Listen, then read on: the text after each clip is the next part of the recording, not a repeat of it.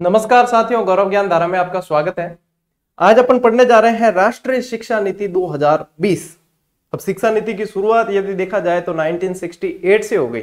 फिर 1986 में एक शिक्षा नीति, दूसरी शिक्षा नीति आती है। 1992 के अंदर उसमें कुछ परिवर्तन किए जाते, लेकिन इतने बड़े लेवल पे नहीं हो पाते कि उसे नई शिक्षा नीति के रूप में लागू किया जाए। तो इसे ही 1986 वाली जो है उसे संशोधित करके उसमें 1992 के अंदर मान लो लागू कर दी गई। अब ये शिक्षा नीति जो है 34 साल बाद अभूतपूर्व परिवर्तन हुए और 2020 के अंदर इसके मसौदे को स्वीकृति मिल गई। अब स्वीकृति यानी बड़े लेवल पर अभी तक पूरी तरीके से लागू नहीं हो पाई है, क्योंकि इसमें तो आप यदि देखोगे तो 5+3+3+4 वाला फॉर्मूला है जो अभी लागू नहीं हुआ है, लेकिन इसके काफी सारे प्रावधान जो है उन पे काम करना शुरू कर दिया है। और इसी तरीके से आज अपन जो है इसमें राष्ट्रीय शिक्षा नीति पढ़ेंगे। ठीक है, अब राष्ट्रीय शिक्षा नीति के अंदर साथियों ये पढ़ते ही अपने जो ग्रेड 3 मुख्य परीक्षा की तैयारी कर रहे हैं उनके शैक्षिक परिदृश्य वाला पार्ट हो जाएगा पूरा। अब पूरा होने का मतलब है शैक्षिक परिदृश्य का पूरा होगा, फिर बाकी रहेगा निःशुल्क एवं अनिवार्य शिक्षा 2009-2011 दोनों। 2011 वाला राजस्थान के संबंध में है, वो आ जाएगा। उसके बाद में भी आपके एक दो चैप्टर और है। अमूमन विद्यार्थी की सामान्य सोच ये होती है कि शैक्षिक परिदृश्य के अंदर ही ये भी चीज है, अपन भी मान लेते हैं ये भी है, अपने को पढ़ना है और टॉपिक ये एक जैसे हैं तो इनको साथ में अपन पढ़ेंगे। ठीक है ना, तो यहाँ शैक्षिक परिदृश्य आपके हो जाएगा। आज राष्ट्रीय शिक्षा नीति पूरी ही बिल्कुल व्यवस्थित तरीके से आपको समझा दूंगा, बड़े अच्छे डायग्राम और सबके साथ में समझ में आ जाएगा बिल्कुल अच्छी तरीके से। वैसे तो पढ़ा जाए तो खूब है, पूरा मसौदा है राष्ट्रीय शिक्षा नीति का, लेकिन मुख्य यानी कि परीक्षा की दृष्टि से जो मुख्य चीजें हैं वो अपन इसके अंदर पढ़ने वाले हैं। ठीक है, नोट्स मेकिंग पैटर्न ही है, आप नोट्स बना सकते हो और वन लाइनर भी नोट्स मेकिंग पैटर्न पे आएगी, तो वो कोई चिंता करने की आवश्यकता नहीं है आपको। अब चलिए साथियों शुरू करते हैं अपन राष्ट्रीय शिक्षा नीति 2020। जैसा कि मैंने आपको बताया सबसे पहली 1968, फिर याद करने के लिए इन्हीं को आपस में एक्सचेंज कर लेना तो 1986, और उसके बाद में संशोधन हुआ एक। यदि संशोधन याद रखना चाहो,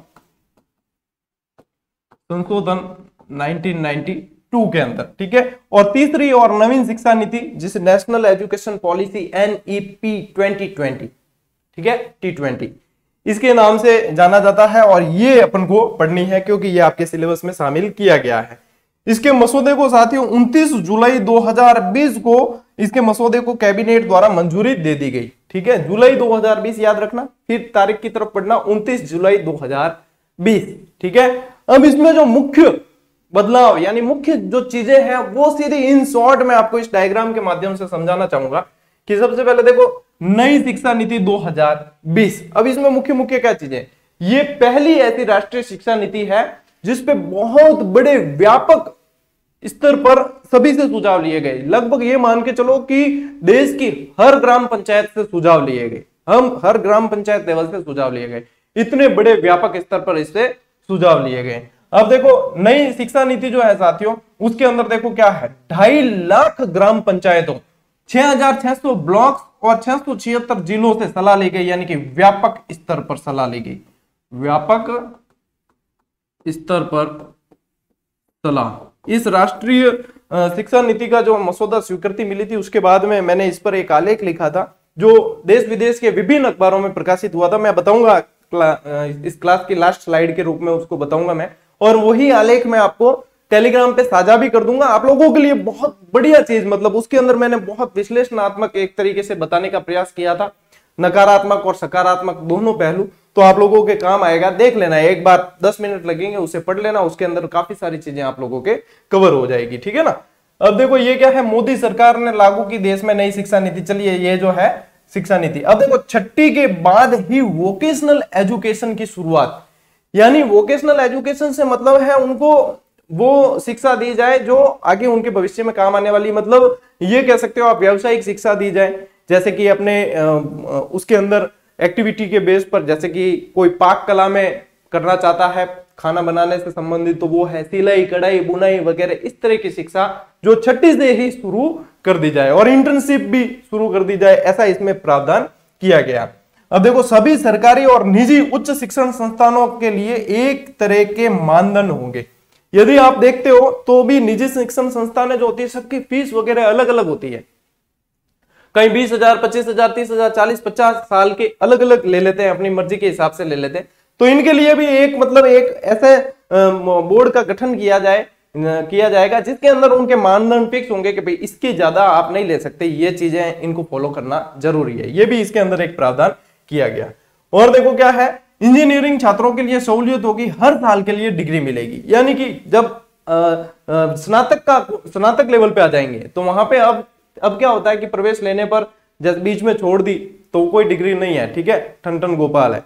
लेकिन यहां क्या होगा कि यहाँ 1 साल करके छोड़ी तो 1 साल का सर्टिफिकेट मिलेगा, 2 साल के 2 साल का, और 3 साल तो 3 साल। मैं अभी डिटेल में भी बताऊंगा, इन्हें आगे समझाऊंगा। ये एक शॉर्ट तरीके से आपकी सारी चीजें इसमें रिवाइज हो रही है, यूं समझो।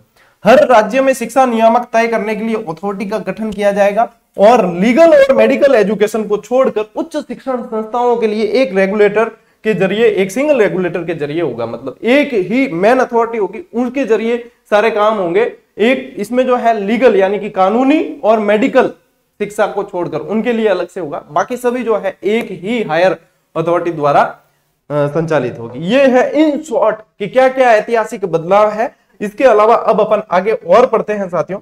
एक एक स्लाइड को मैं आप लोगों के लिए तराश कर लेके आया हूं और बेहतरीन साबित होगी आप लोगों के लिए। ये बिल्कुल कंसेप्ट जो है आपके सारे क्लियर हो जाएंगे, ये मेरा उद्देश्य है इस क्लास के माध्यम से।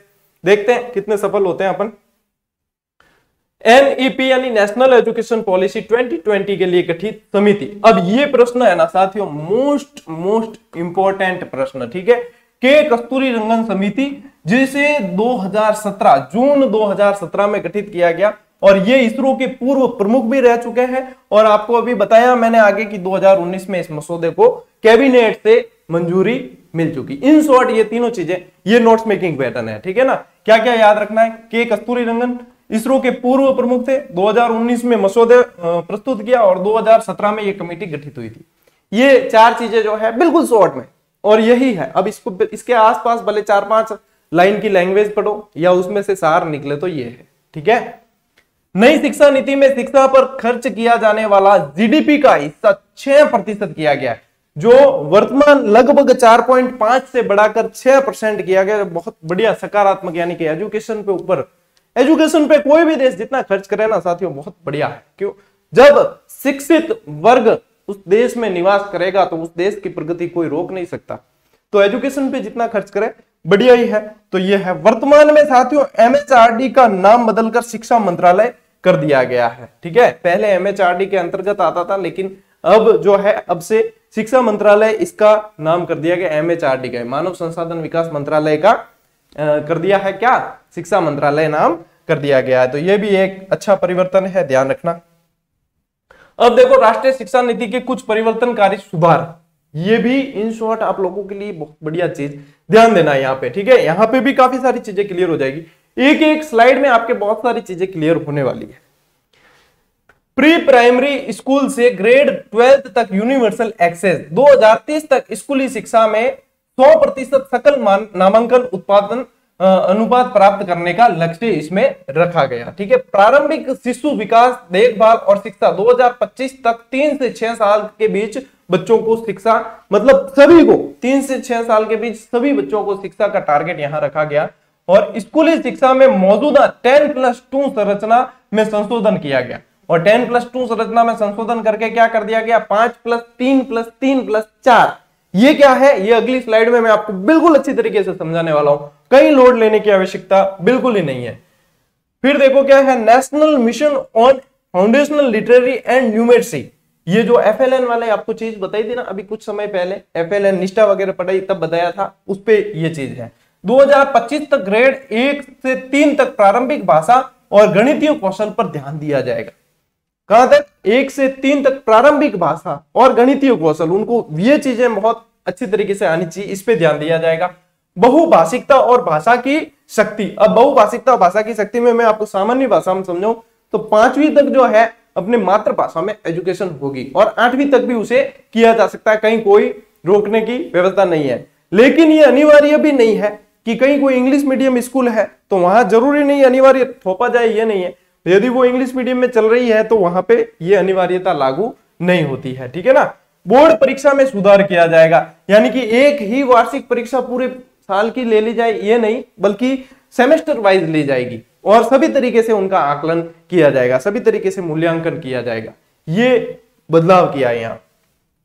नया राष्ट्रीय मूल्यांकन केंद्र परख, ये ध्यान रखना, ठीक है, परख सभी मान्यता प्राप्त स्कूल बोर्डों के लिए छात्र क्षमता निर्धारण और मूल्यांकन के लिए मानक मानदंड निकाय के रूप में परख की स्थापना की जाएगी। एक निकाय होगा जो इन पर पूरी तरीके से नियंत्रण रखेगा। समान और समावेशी शिक्षा, शिक्षा के लिए सामाजिक आर्थिक रूप से वंचित समूह जो उस पर ग्रहण नहीं कर पाते, शिक्षा से जुड़ नहीं पाते, मुख्य धारा से जुड़ नहीं पाते, उनके लिए बालिकाओं, सामाजिक सांस्कृतिक पहचान वाले बच्चों पर जोर दिया जाएगा, यानी उन्हें भी मुख्य धारा से जोड़ा जाएगा। शिक्षकों के लिए व्यवसायिक मानक, एनसीटी द्वारा शिक्षकों के लिए राष्ट्रीय व्यवसायिक मानकों का एक सामान्य मार्गदर्शक सेट 2022 तक विकसित कराया जाएगा। इस पर जो है ये मतलब शिक्षकों की कौशल संवर्धन से संबंधित है। स्कूल शिक्षा के लिए मानक व्यवस्था और मान्यता, राज्य स्कूल मानक प्राधिकरण सभी राज्यों केंद्र शासित प्रदेशों में स्थापित किया जाएगा और व्यावसायिक शिक्षा से संबंधित। चलिए, ये है इन शॉर्ट साथियों, ये याद नहीं भी होते हैं कहीं कोई दिक्कत नहीं है, ये समझने के लिए, ये चीजें ये समझने के लिए है कि ये बदलाव किए गए। यहाँ पे रटना नहीं है बिल्कुल भी कि हमने सर ये रटा नहीं जा रहा है, रटना थोड़ी है, एक एक शब्द नहीं है, तो सिर्फ समझने की चीज है कि ये किया जाएगा। मैं इनकी डिटेल आपको करवाने वाला हूं, इसलिए चिंता ना करें। देखो इनके उद्देश्य क्या क्या है वो समझते हैं। देखो, सभी को शिक्षा उपलब्ध हो, ये सामान्य उद्देश्य होता ही है। ड्रॉप आउट बच्चों को पुनः जोड़ना, ड्रॉप आउट से मतलब ये जो स्कूल छोड़ के चले गए, किसी कारणवश छोड़ दिया है या माँ बाप ने छुड़ा दिया है या कोई भी ऐसा है, वो ड्रॉप आउट है। ड्रॉप आउट है यानी कि वो किसी भी स्कूल में नामांकित नहीं है, तो उन्हें जो है स्कूल में नामांकित होना जरूरी है, ये सुनिश्चित करना। उजियारी पंचायत के अंदर यही किया जाता है, ठीक है ना। तो वो प्राइवेट में है, गवर्नमेंट में है, कोई वो नहीं है, इशू नहीं है, लेकिन वो कहीं ना कहीं शिक्षा प्राप्त कर रहा हो, ये जरूरी है, ठीक है। तो ये यहाँ पे ये ध्यान रखना। रोजगार के अवसरों में वृद्धि, यानी रोजगारोन्मुख शिक्षा पर जोर दिया गया है। शिक्षा की पहुंच, समानता, गुणवत्ता, वहनीय शिक्षा और उत्तरदायित्व जैसे मुद्दों का पर विशेष ध्यान दिया गया है, ठीक है ना। चलिए, 2035 तक व्यावसायिक शिक्षा के प्रतिशत को 26.3 से बढ़ाकर 50% तक करना, ये लक्ष्य रखा गया है इसमें। 2030 तक 3 से 18 वर्ष आयु के सभी बच्चों को शिक्षा उपलब्ध हो जाए, ये रखा गया लक्ष्य। रोचकता बढ़ाने के लिए ऑनलाइन शिक्षा को बढ़ावा दिया जाए, और जहां तक मैं समझ रहा हूं आने वाले समय में ऑनलाइन शिक्षा का मतलब 1 या 2 पीरियड ऐसे फिक्स हो जाएंगे या ऐसा कोई शेड्यूल फिक्स हो जाएगा पाठ्यक्रम में कि ये चीज जो है वो ऑनलाइन शिक्षा के माध्यम से होगी। वहां पे मतलब काफी सारे बेनिफिट है कि बहुत उच्च स्तरीय शिक्षण, उच्च स्तरीय विशेषज्ञ शिक्षक जो होते हैं उनके माध्यम से ये चीजें बच्चों को सीखने को मिल सकती है। इसके लिए क्या प्रोजेक्टर वगैरह वो सारी चीजें जैसे आईसीटी लैब वगैरह होती है, वो सारी चीजें इसमें काम करेगी। रचनात्मकता और नवाचारों पर जोर, ये इन जो एनईपी 2020 जो है राष्ट्रीय शिक्षा नीति आपकी 2020 वाली, उसमें विशेष रूप से इन चीजों पर जोर दिया गया है और ये है इसके उद्देश्य, ठीक है साथियों। अभी तक अपन ने सामान्य अध्ययन किया है इसका नेशनल एजुकेशन पॉलिसी का, और अब जो पढ़ाई के ढांचे में जो बदलाव है, मुख्य बदलाव 5+3+3+4 क्या है, इसको समझना है। क्यों, अभी तक अपन क्या पढ़ते हैं, 10वीं के बाद में सब्जेक्ट लिए, ठीक है, स्ट्रीम के अनुसार सब्जेक्ट लिए, 12वीं के बाद में कॉलेज, और कॉलेज के बाद में अपने एमए करना चाहे तो कर देते हैं, नहीं करना चाहे तो ठन गोपाल, ठीक है। अब इमे कहीं है, इमे वो है साथियों कि 10+2 वाला मामलो है वो चेंज कर दी, ठीक है। 10+2 वाला मामलो चेंज कर दी। पहला एडमिशन हो तो पहली क्लास में, अब एडमिशन पहली क्लास में पहला ही, जैसे कि अब प्राइवेट स्कूलों में और कैसे होती है, प्ले ग्रुप होते हैं, तो प्ले ग्रुप वाली थ्योरी यहाँ पे लागू कर दी गई है गवर्नमेंट के लिए भी, ठीक है। समझिए इस चीज को। अब देखो, इसको इससे बेहतर तरीके से नहीं समझा जा सकता। ये है मौजूदा ढांचा जिसमें अपन क्या होता है 10+2 वाली थ्योरी रहती है, ठीक है ना। 10 वर्ष तो यहाँ मतलब 6 से 16 वर्ष तक की अध्ययन इस फॉर्मेट में कर लिया जाता है। हालांकि यहाँ पे भी आंगनवाड़ी में बच्चे पढ़ते हैं, ठीक है, लेकिन स्कूली शिक्षा यहाँ से शुरू होती है, और 2 वर्ष जो है वो 11वीं 12वीं के निकलते हैं। अब यहाँ पे क्या किया है साथियों, यहाँ पे ये ढांचा लागू किया है 5+3+3+4। इसमें क्या होगा, आंगनवाड़ी या प्री स्कूल, ठीक है, आंगनवाड़ी या प्री स्कूल में 3 वर्ष बच्चे जाएंगे, जबकि 12 साल स्कूल में। अब देखो इसमें क्या होगा, ये 3+12 यानी कि यहाँ पे है ना 15 वर्ष हो गए, और यहां पे क्या होते थे 10 + 2 12 वर्ष। ये बदलाव आ गया एक तो, ठीक है। अब समझना यहाँ पे साथियों ये जो 2 + 3 है ना, ये 2 + 3 है, इसका मतलब ये हो गए 5 वर्ष, ठीक है। 5 ये हो गए, 5 + 3 + 3 + 4, ये है थ्योरी। अब ये 5 वर्ष जो है शुरू, बच्चा जो है वो 3 वर्ष की उम्र में ही उसका एडमिशन आंगनवाड़ी या प्री स्कूल या बालवाड़ी इसमें हो जाएगा, और उसके बाद में जो है वो यहां से ये जो चरण चलेगा ना, वो चलेगा 5 वर्ष का। उसमें क्या होगा कि 2 वर्ष जो है कक्षा 1 और 2 चलेगी, और उससे पहले जो है प्री प्राइमरी स्कूल की क्लासेस चलेगी। यानी कि 3 वर्ष तक तो है बच्चा खेल खेल में सीखेगा, यहां पे कोई परीक्षा नहीं होगी, यहां तक इसके कोई एग्जाम परीक्षा वगैरह होनी नहीं है, ये खेल खेल में सीखेगा, खेल विधि वाला, ठीक है ना। किंडरगार्टन जो विधि है उसके आधार पर ये सीखेगा यहाँ पे।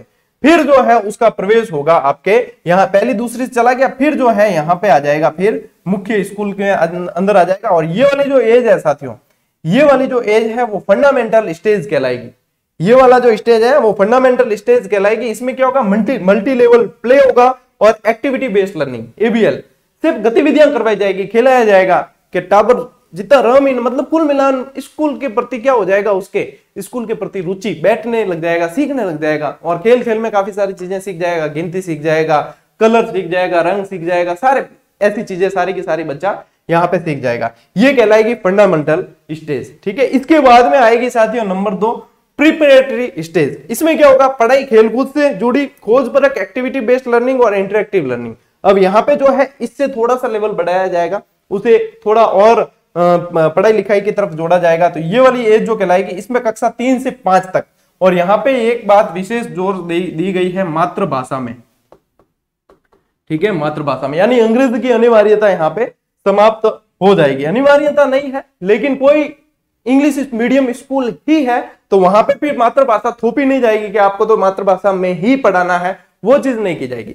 लेकिन अपने जो बाकी सामान्य जितने भी स्कूल है उनमें मातृभाषा के अंदर शिक्षण की व्यवस्था यहाँ पे जोड़ दिया गया है। तो ये कहलाएगी आपके प्रिपरेटरी स्टेज, जो आपके होगी अगले 3 वर्ष। अब अगले 3 वर्ष इसमें देखो, इस स्टेज में आ जाते हैं। फिर क्या होगा, यहाँ 6ठी से 8वीं, पहली तो हो गई आपके, पहली से पहले के 3 वर्ष हो गए, और पहली दूसरी के 2 वर्ष, यानी कि 3 + 2 ये 5 वर्ष है, ये 5 वर्ष शामिल गिने जाएंगे। उसके बाद में 3 वर्ष तीसरी से 5वीं, तीसरी चौथी और 5वीं।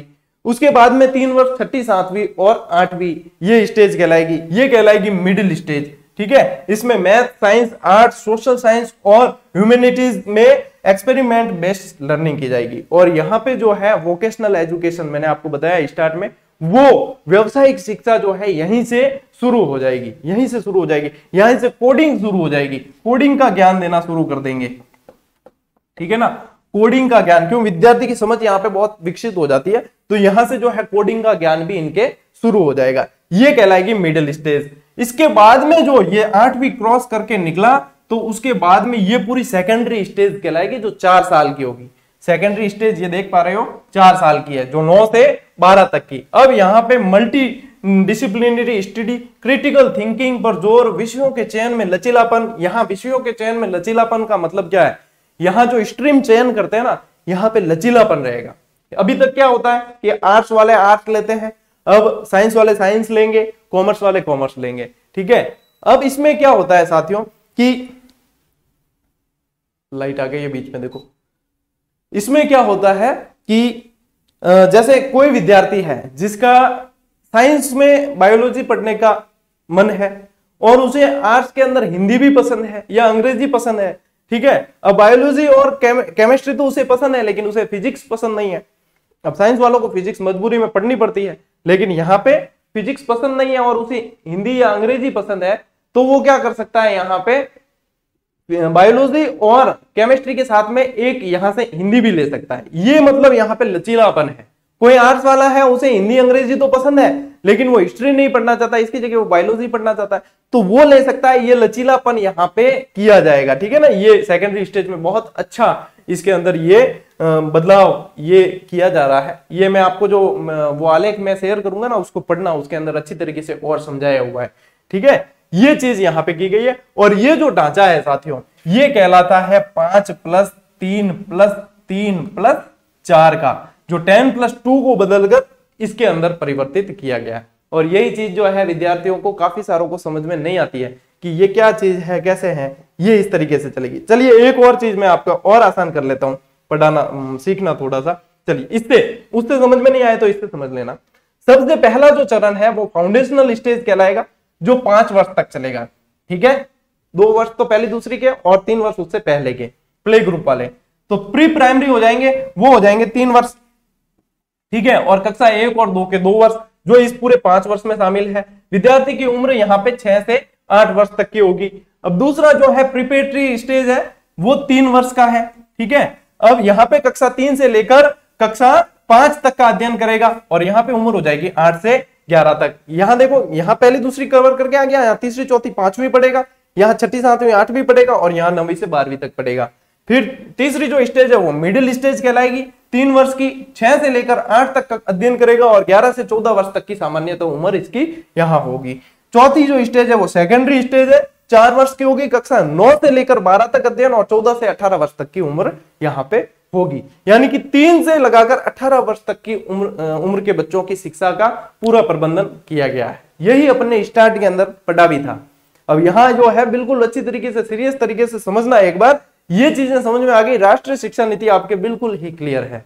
ठीक है, तो इसके बाद में अभ्यास, कल जो है शैक्षिक परिदृश्य वाली टेस्ट सीरीज और ये सारी चीज साइकोलॉजी, आईसीटी उसके अंदर सब जुड़ेगा, वो लॉन्च कर दी गई है। तो उसके बाद में आप वहां से अभ्यास भी कर सकते हैं, बिल्कुल लागत मूल्य में देख लेना। टेलीग्राम पे सूचित भी कर दिया गया था, अलग से वीडियो बनाने का समय नहीं मिला, तो इस पे फिर बाद में आप अभ्यास करके और अपने आप को परख सकते हैं। ठीक है ना, चलिए ये हो गई 5+3+3+4 वाली शिक्षा। ठीक है, ये पूरी पीडीएफ आपको मिल जाएगी, चिंता मत करना, लेकिन पीडीएफ के भरोसे ही मत रहना, समझना बहुत जरूरी है। ठीक है, क्योंकि मैटर तो पीडीएफ में क्या आप भी बना सकते हो, बहुत सारा है, किताबों में भंडार भरे हुए हैं, इंटरनेट पूरा भरा हुआ है, लेकिन समझने के लिए वो पीडीएफ भी समझने के लिए ये जरूरी है। ठीक है ना, ठीक, चलिए अब आ जाते हैं अपन उच्च शिक्षा पर। उच्च शिक्षा का मतलब है कॉलेज। ठीक है, कॉलेज के अंदर क्या बदलाव हुए, तो देखो यहाँ पे बहुस्तरीय प्रवेश और निकासी, यानी कि किसी भी लेवल पे स्टूडेंट निकल सकता है और प्रवेश भी ले सकता है, ये किया गया है। स्नातक में कोई विद्यार्थी है, ठीक है, 12वीं क्रॉस कर दी, अब कॉलेज की बारी आई। अब कॉलेज में जो विद्यार्थी है फर्स्ट ईयर, भाई परिस्थितियां कॉलेज में काफी सारे विद्यार्थियों के ऊपर नीचे होती है, अप एंड डाउन चलते हैं। तो परिस्थितियां उसकी ऐसी है कि वो फर्स्ट ईयर तो पढ़ लिया, लेकिन सेकेंड ईयर वो पढ़ नहीं पा रहा है, इस साल उसके काम है, तो या तो बीच में ड्रॉप करें। ठीक है, ड्रॉप करें तो ठन ठन गोपाल की नहीं मिले, एक खाली अंक तालिका मिली कि नहीं फर्स्ट ईयर वाली, और बिना अलावा बाबा जी को ठुल्लू। अब ये बाबा जी के ठुल्लू वाली व्यवस्था को बंद कर दिया गया है, यानी कि अंक तालिका तो मिलेगी, वो तो है ही, लेकिन आपने पहली स्टेज पे यानी कि 1 वर्ष की पढ़ाई की है तो आपको यहाँ पे सर्टिफिकेट मिलेगा। ठीक है, 1 वर्ष की पढ़ाई का सर्टिफिकेट मिलेगा। ठीक है, 2 वर्ष की पढ़ाई है तो वहां पे डिप्लोमा दिया जाएगा। 3 वर्ष पूरे किए हैं तो स्नातक की डिग्री दी जाएगी, और 3 वर्ष के साथ में चौथे वर्ष के अंदर शोध किया है तो शोध के साथ में स्नातक की डिग्री दी जाएगी, जो 4 वर्ष की शिक्षा में मिलती है। इसके अलावा एकेडमिक बैंक ऑफ क्रेडिट की व्यवस्था की गई कि अलग अलग संस्थाओं से बच्चे ने पढ़ा है, अलग अलग यूनिवर्सिटी से पढ़ा है, तो उसका जो स्कोर है वो ऑनलाइन सेव रहेगा, और उसके बाद में उसने कहा जहां से सब जगह से अलग अलग पढ़ा है उन सभी को मिलाकर एक कॉमन जो है उसका रिजल्ट निकाला जाएगा। यह है एकेडमिक बैंक ऑफ क्रेडिट। तो अलग अलग संस्थानों में छात्र के प्रदर्शन के आधार पर प्रमाण पत्र जारी किया जाएगा। तो अलग अलग जगह से पढ़ लिया तो भी उसके नुकसान नहीं है, उसने पढ़ा तो है, फिर उसके जो है अलग अलग स्टेज के स्कोर को जोड़ के फिर प्रमाण पत्र निकाला जाएगा। बहुत बढ़िया बदलाव इसमें किया गया है। कई सारी परिस्थितियां होती है इस लेवल पे, कई की आर्थिक समस्या हो जाती है, कई की पारिवारिक समस्याएं हो जाती है, ठीक है, कोई प्रेम रोग में शिकार हो जाए, कई चीजें हो सके, तो मतलब वहां पे जो है बच्चे की जो अकल आने तक वापस वो कि भाई अब अकल आ गई, मैं तो पढ़ना चाहता हूं, तो वो पढ़ सकता है। ठीक है, उसके वापस वो साल खराब नहीं होंगे, समझ रहे हो। ठीक, चलिए यही चीज देखो यहाँ पे साथियों बताया गया है कि फर्स्ट ईयर में सर्टिफिकेट मिलेगा, सेकंड ईयर में एडवांस डिप्लोमा दिया जाएगा, थर्ड ईयर में डिग्री दी जाएगी, और फोर्थ ईयर के अंदर बैचलर डिग्री के साथ में रिसर्च सर्टिफिकेट भी दिया जाएगा। 4 साल का कोर्स है तो ये चीजें मिलेगी। ठीक, समझ में आ गई बात। यही चीजें, यही तो बदलाव है और यही तो पढ़ना है राष्ट्रीय शिक्षा नीति में। ज्यादा उलझने की जरूरत नहीं है, सिंपल तरीके से पढ़ो और सिंपल तरीके से ही प्रश्न भी बनते हैं, बस उसे समझने का स्तर विकसित करो। अन्य सुधार में अपन बाकी सारी चीजें पढ़ेंगे, ठीक है। इन व्यवस्था की गई एमडीएम में नाश्तो भी दी जाए, मिड डे मील में खाली खानो नहीं, नाश्ते की भी व्यवस्था है कि नाश्ता भी दो, बच्चों के पोषण मिलेगा, तो अच्छी तरीके से पढ़ेंगे। ये चीजें हैं इसके अंदर, ठीक है।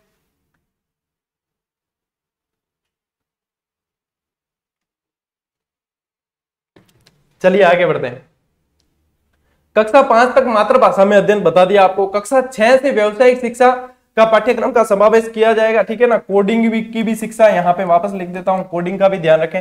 एनसीईआरटी द्वारा राष्ट्रीय पाठ्यक्रम रूपरेखा तैयार की जाएगी सभी के लिए। 9वीं कक्षा से विदेशी भाषा सीखने का विकल्प रहेगा। बहुत बढ़िया बदलाव कि विदेशी भाषा सीखने का भी विकल्प 9वीं से 12वीं तक में उपलब्ध रहेगा। यहाँ पे ये विकल्प भी यहाँ पे विद्यार्थियों के लिए किया गया है। कोई फारसी सीखना चाहता है, कोई और दूसरी भाषा सीखना चाहता है, स्पेनिश सीखना चाहता है, तो वो यहाँ पे ये भी विकल्प बच्चों के लिए उपलब्ध रहेगा। ECCE यानी कि early childhood care and education, यानी 3 वर्ष से शिक्षा आरंभ हो जाएगा। यानी अब अपन ने पढ़ा है ना, 3 वर्ष से जो है बच्चे की शिक्षा प्रारंभ हो जाएगी। अमूमन अभी जो है वो 5 वर्ष का बच्चा हो जाता है, उसके बाद में पहली कक्षा में एडमिशन किया जाता है। अब मान लो किसी ने आंगनवाड़ी में डाला तब तो ठीक है, लेकिन आंगनवाड़ी में कोई ज्यादा डालते नहीं है, तो सीधी पहली क्लास में 5 वर्ष का हुआ लाएंगे तो उसे एडमिशन करवाना पड़ेगा। लेकिन यहाँ पे जो है ये चीज फिर यहाँ पे लागू हो जाएगी, ठीक है ना। 10वीं और 12वीं के लिए बोर्ड परीक्षाओं में बदलाव किया गया, यानी कि सालाना जो परीक्षा होती है उसकी जगह सेमेस्टर वाइज किया गया है, ताकि बच्चे का समय समय पर आकलन हो और उसके अंदर वो हीन भावना वगैरह नहीं आए, और समय समय पर वो अपने स्तर के आधार पर जैसा जैसा उसने प्रदर्शन किया है उस अनुसार वो आगे उसका रिजल्ट दिया जाएगा, ठीक है ना। एमडीएम में नाश्ता देने की भी कवायद यहाँ पे की जाएगी। शिक्षक छात्र अनुपात जो है वो 1:30 से कम रखने की कोशिश की जाएगी, ताकि प्रत्येक छात्र पर शिक्षक ध्यान दे सके। अभी ज्यादा होता है तो फिर वहां पे ध्यान नहीं दिया जा सकता। शिक्षकों की गैर शैक्षणिक कार्यों से मुक्ति, जैसे कि दूसरे जैसे कार्यों में ड्यूटी आती है, जैसे इलेक्शन हो गए और अपने वो बहुत सारे हैं, जैसे बीएलओ है, और भी गैर शैक्षणिक कार्य इतने हैं दुनिया भर के कि बराबर बच्चे पर ध्यान नहीं दे पाते। जैसे मैं मेरी बात करूं तो जैसे बच्चे को बहुत तल्लीनता से अपन पूरी क्लास को पढ़ा रहे हैं, जितने में आला कमान का उच्च स्तर का आला कमान, हालांकि बहुत चर्चा में है इन वास्ते आला कमान नाम आएगा, तो मतलब अपने उच्च अधिकारियों के फोन आ गए कि भैया ये जो है डाक ये सूचना अभी बनाकर भेजो तुरंत, तो वो उस पढ़ाई को वहीं छोड़कर, उस पढ़ाई को वो जो फ्लो में चल रही थी उसको वहीं छोड़कर पहले वो डाक बनाकर भेजनी पड़ती है। उसमें 2 घंटे 4 घंटे कितने लगे कोई नहीं जानता, क्योंकि सारे डेटा वगैरह क्या पता क्या मांग लेते, तो वो देनी पड़ती है। बीएलओ का काम आ गया बीच में, तो बीएलओ के लिए पहले वो अनिवार्य कर देते हैं कि ये जरूरी है, पढ़ाई कोर्स आप बाद में कराना। तो यहाँ पे पढ़ाई प्रभावित होती है कुल मिला के। तो या तो इसके लिए अलग से गैर शैक्षणिक कार्य के लिए एक अलग से पोस्ट सृजित कर देनी चाहिए कि जो भी गैर शैक्षणिक कार्य है ये एक कार्मिक है वो करेगा, और बाकी जो अध्यापक है जिन्होंने पढ़ाने के लिए डिग्रियां हासिल की है और इतनी मेहनत की है वो बच्चों को पढ़ाएंगे और उनके अंदर शिक्षा संवर्धन से संबंधित कार्य करेंगे। तब तो है मजा, और ये इस पॉलिसी में लागू हो जाएगा तो बहुत बढ़िया रहेगी। गैर शैक्षणिक कार्य जब छूटेंगे तो गवर्नमेंट स्कूल का स्तर अपने आप बढ़ने लगेगा। शिक्षक भर्ती हेतु 4 वर्षीय, अब देखो अभी आपके ये फॉर्मूला वैसे 4 वर्षीय वाला चल भी रहा है, ठीक है ना। एकीकृत बीएड डिग्री अनिवार्य हो जाएगी। 4 वर्षीय जो है अपने स्नातक के साथ में बीएड की डिग्री जो होती है वो वाली अनिवार्य कर दी जाएगी। इसके अलावा देखो HECI जो अपने सबसे पहले उच्च शिक्षा के लिए एक आयोग होगा वो पढ़ा था, वो ये है higher education commission of India. Bharat उच्च शिक्षा आयोग को उच्च शिक्षा क्षेत्र में एकल निकाय के रूप में स्थापित किया जाएगा। एकल निकाय, सभी के लिए एक निकाय होगा, सभी उच्च शिक्षा जितनी भी है उनके लिए, सिर्फ किसी मेडिकल और कानूनी शिक्षा को छोड़कर। ये चीज विशेष रूप से ध्यान रखने लायक है, क्योंकि जब प्रश्न आएगा तो कूट से संबंधित आएगा, निम्न में से कौन सा असुमेलित है। वहां पे यदि सिर्फ ऊपर की बात याद रखी, ये याद नहीं रखी, तो बकरी डिब्बे में और सवाल खोटो। तो यहाँ पे ये चीजें ध्यान रखनी जरूरी है, क्योंकि आपको पता है आजकल नई वाले प्रश्न ज्यादा आते हैं, कौन सा असत्य है कौन सा नहीं है, ये चीजें, ठीक है। अब देखो एमफिल की अनिवार्यता समाप्त कर दी गई, यानी कि पीएचडी के लिए अब एमफिल की आवश्यकता अनिवार्य नहीं होगी। ये भी एक अच्छा बदलाव। छात्र का रिपोर्ट कार्ड 360 असेसमेंट के आधार पर लिया जाएगा, यानी कि सर्वांगीण विकास को फोकस किया गया है। इन शॉर्ट में आपको वापस बता रहा हूं कि इसमें क्या चीज आपको ध्यान में रखनी है जिससे ये चीज समझ में आ जाए।